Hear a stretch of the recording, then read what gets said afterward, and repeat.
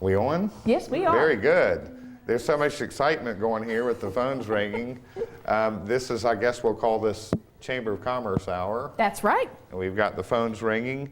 And we'll start by saying, well, first of all, Chet's with us. We should introduce him. This is our special guest. Does anybody recognize this gentleman? Hey, Josh, how you doing? I'm doing well. Thank you for taking time out to join us during our segment. But My pleasure. I want to give a shout out to some people that have called in. Mr. Stephen Latta of Citrus Springs, $25.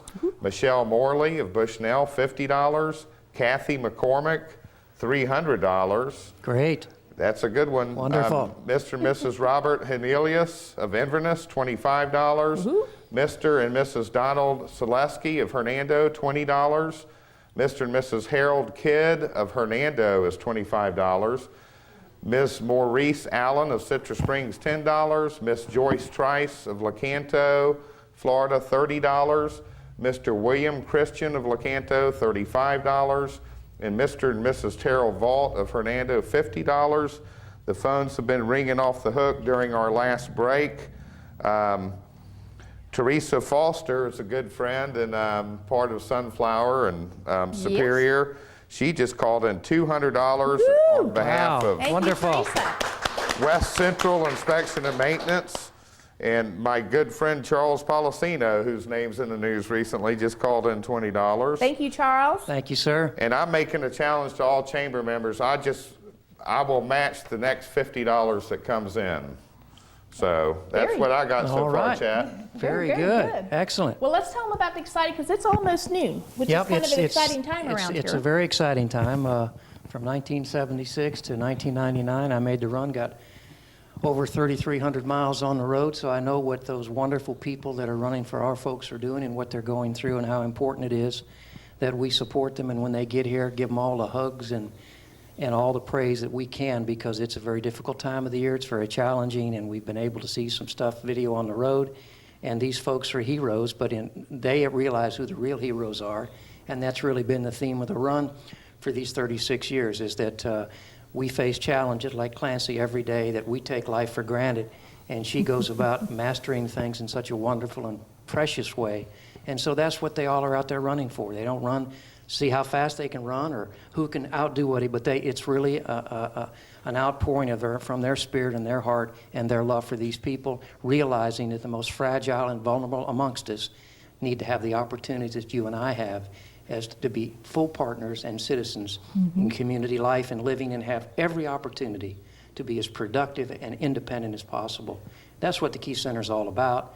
And I was asked the other day by a parent, what's the biggest challenge facing the Key Center?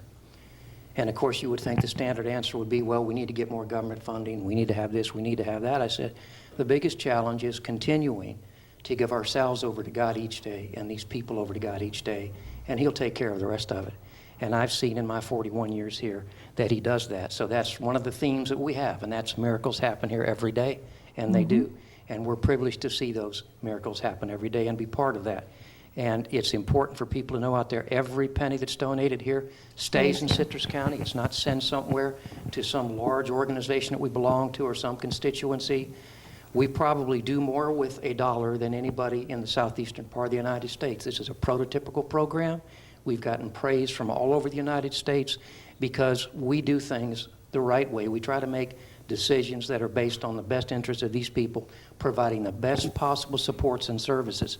And Melissa, you and I are both very proud, and everybody that works behind the scenes here at the radio station and the TV station and the volunteers, is that we have almost 74 people that are on scholarship that we receive no state, federal, or county tax dollars for. And that's why we're here today. That's why what we're here to do, is to try to help raise money for those scholarships for these very worthy, deserving people who should have the opportunity to be able to come to a program in their own community and to live in a home and be able to do the things that you and I do in everyday life. And that's why they're everyday heroes to the people that are running out there on the road. So we really do need to get those phones ringing. Josh has gone out and called his friends. He'd made some challenges. We need to have them ringing. And while I'm talking, I'd like to say thank you to some people who I cannot say what they've done, but it's significant. But Wilma McRae down in Homosassa has been a strong supporter. Faye and Dennis DeLoach from Pinellas County, who come up here often. Marty and Carol Hamble, who are probably some of the most important supporters we've ever had, and don't ever want their name mentioned, so forgive me for mentioning it. But Yeah, I was going to say, we're going to get a call. God knows who's, yeah. And Jim and Bevy Page, who have been longtime friends and supporters of the Key. Just a shout out to them for all the things that they do and the significant contributions they make in advocacy and in funding for the Key Center. And we cannot, money here is just a tool. It's just like putting fuel in your car. That's what we use it for. It's not anything that we worship. We don't store it up, and we don't have a lot of it. But thank goodness during all of these times, financial challenges and the environment that we're in with the economy, we're in a balanced budget.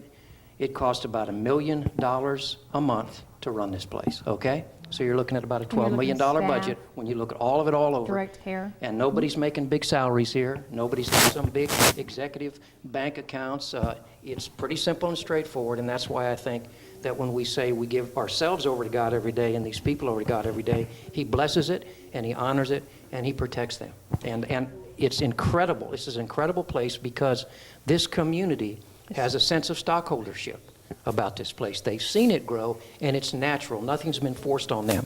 When we go to Inverness and see people, our clients walking and going to town and going to shopping and going to WTI and participating in community life just like you and I, it just thrills my heart. It just brings joy to all of us. That's what this is all about. And it's very important that people understand that when it all gets said and done, that if the rights of these people are diminished in any way, then each of us are diminished as a human being in our common humanity. That's very, very important to understand. Because if you can't stand up for these people, there's not much you can't stand up for. Agreed. Well, and it's important to know, too, with the public, how instrumental they are into the Key and the services we provide. We depend, about 18% of our budget on the annual basis is due to donors, businesses such as our Key Center partners. United Way is huge of that, and individuals that have left us in bequests, wills, gifts that kind of come throughout the year. That is significant. 18% of our budget is almost $1.2 million that we depend on. Now, our thrift stores are another important part. That's about 14% of our budget. And we have 3 thrift stores located in Citrus County, but not only the retail side of that to bring in those funds, but it's so instrumental with our clients because our clients are working in those work centers in the back, hanging up the clothes, pricing the items coming in. So it's just a, if we could do that, we'd be having, I think 3 is enough in Citrus County though, but sure, we're looking at possibly expanding another. Now we did add a junior store. We're doing something a little bit differently.